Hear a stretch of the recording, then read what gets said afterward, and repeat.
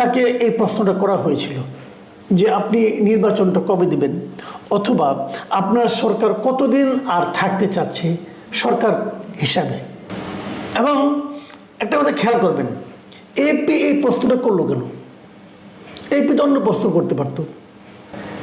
কারণ একটাই, এই সমস্ত সংবাদ মাধ্যমগুলো হয় কি, সবচেয়ে যেটা আলোচিত প্রশ্ন, পাঠকরা যে প্রশ্নের উত্তরটা সবচেয়ে বেশি পেতে চায় তারা সেই প্রশ্নটাই করে।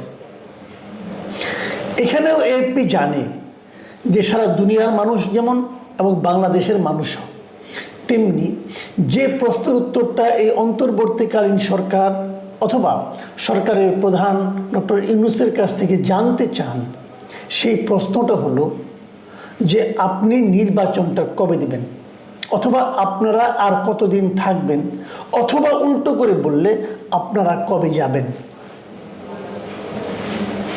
এটাই এই মুহূর্তের সবচেয়ে আমার বিবেচনাতেও বার্নিং কোশ্চেন। জবাবে ডক্টর ইউনূস কি বলেছেন? ইউনূস মোট কথা যেটা বলেছেন, বটম লাইন, যে অন্তর্বর্তী সরকারের মেয়াদ যতটা সম্ভব ছোট হওয়া উচিত। উনি নিজেই বলছেন, এটা পৃথিবীর সবাই বলবে যে অন্তর্বর্তী অর্থটা কি ভাই?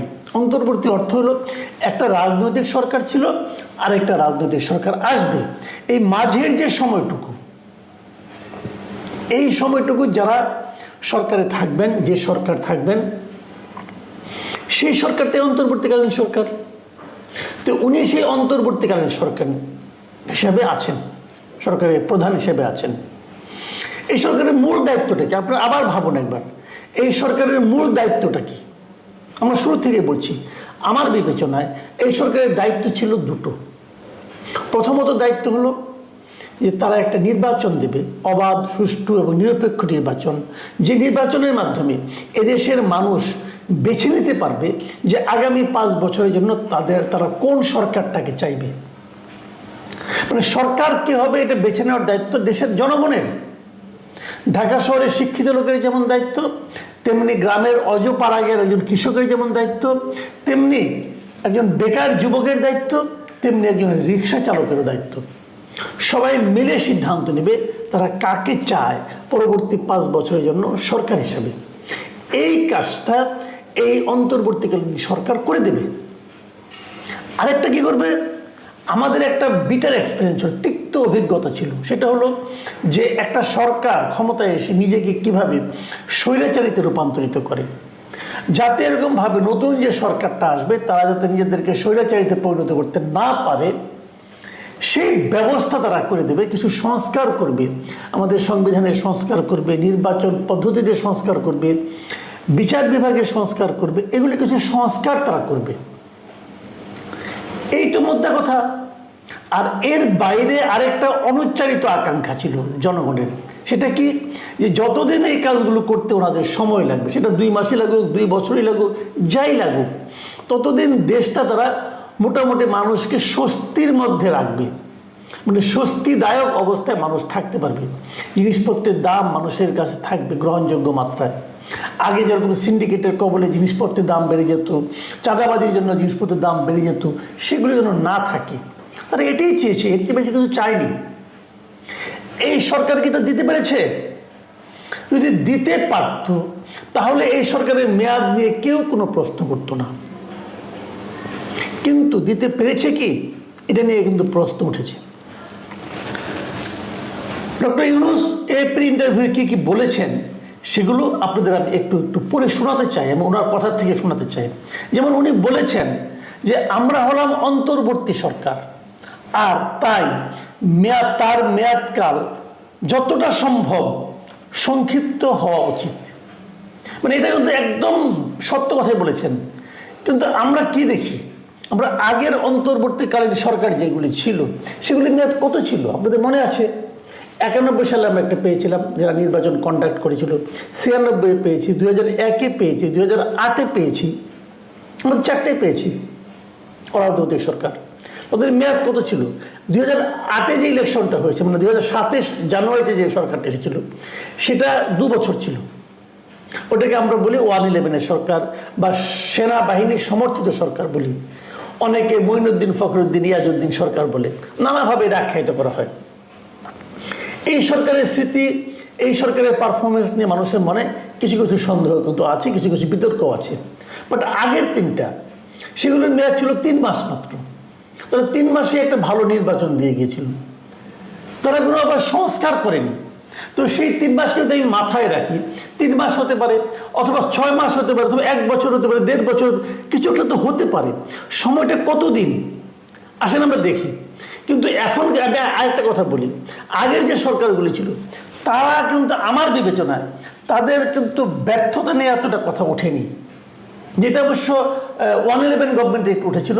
তারা একটু দুর্নীতিতে জড়িয়ে পড়েছিল বলে শেষ দিকে বলা হচ্ছিল, প্রথম দিকে না, শেষ দিকে বলা হচ্ছিল। তো এই সরকার সম্পর্কে কি বলা হচ্ছে, এরা কিন্তু এখন পর্যন্ত আমি যতটুকু শুনছি এদেরকে করাপ্ট অথবা দুর্নীতিবাজ কেউ বলছে না এখন পর্যন্ত।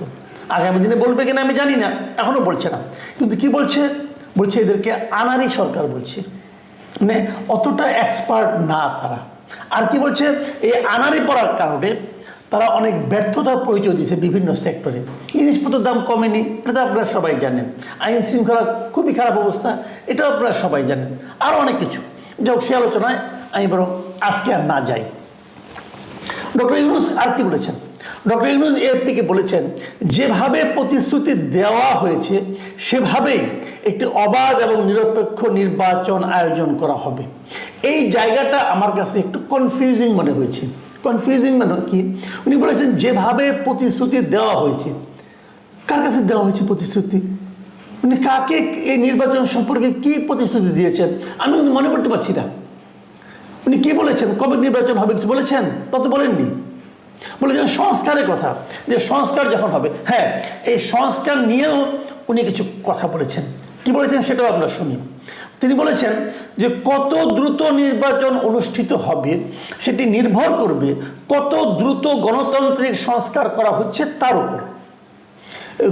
সবচেয়ে গুরুত্বপূর্ণ বক্তব্য হলো ওরা ইন্টারভিউ এই জায়গাটা, মানে নির্বাচনটা কত দ্রুত হবে সেটা নির্ভর করবে যে গণতান্ত্রিক সংস্কার যেটা হাতে নেওয়া হয়েছে সেটা কত দ্রুত শেষ হবে তার উপর। এখানে আমি একটা প্রশ্ন করতে চাই, সংস্কারটা কে করছে? এই সংস্কারের জন্য যে কমিশনগুলো গঠন করা হয়েছে, কমিশনগুলো কে গঠন করেছে? আপনিই তো করেছেন, আপনার সরকারই তো করেছে। এখন সংস্কার করতে কতদিন লাগবে এটা নির্ভর করবে কিসের উপর বলুন তো? এটা নির্ভর করবে আপনারা সংস্কারের জন্য যাদেরকে দায়িত্ব দিয়েছেন তাদের যোগ্যতার উপর। তারা যদি অযোগ্য লোক হয় তাহলে তারা দীর্ঘ সময় নিয়ে এটা করার চেষ্টা করবে, তারপরে ভালো কিছু হবে না, তখন সেটাকে আবার সেকেন্ড টাইম করতে হতে পারে।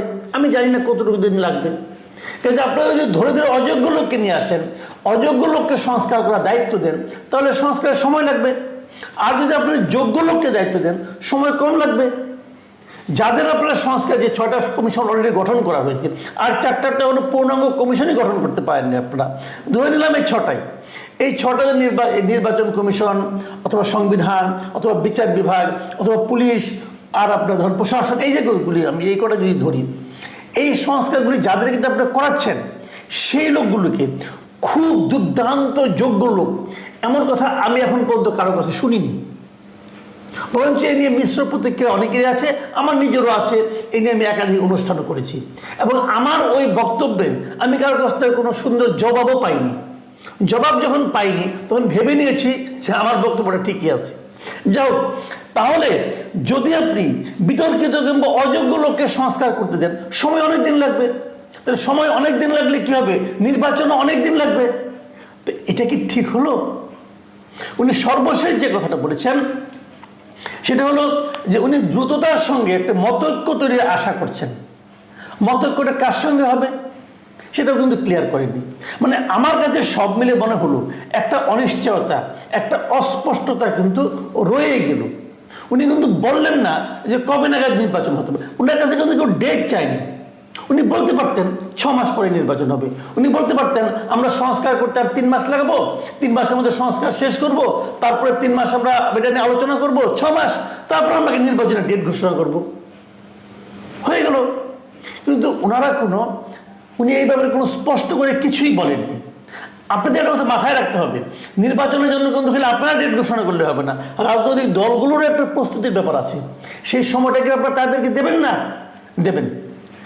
একটা কথা বলি ভাই, আমার ধারণা জানুয়ারির পর থেকে আগামী বছরের শুরু থেকে দেখবেন পরিস্থিতি পাল্টাতে শুরু করেছে।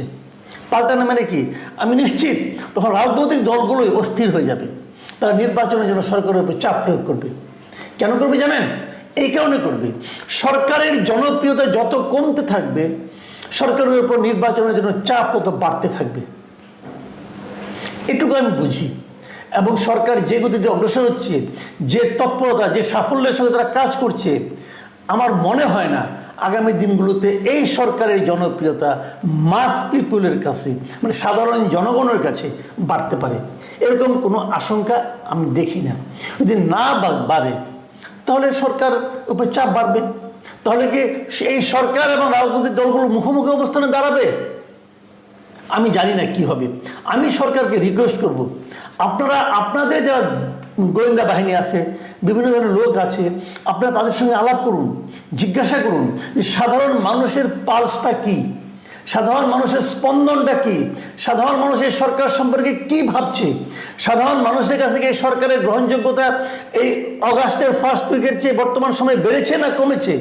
যদি কমে তাহলে আপনারা একভাবে সিদ্ধান্ত নেন যে দ্রুত কাজটা করতে হবে, আর যদি বাড়ে তাহলে ওয়েট করেন, আমার কোনো সমস্যা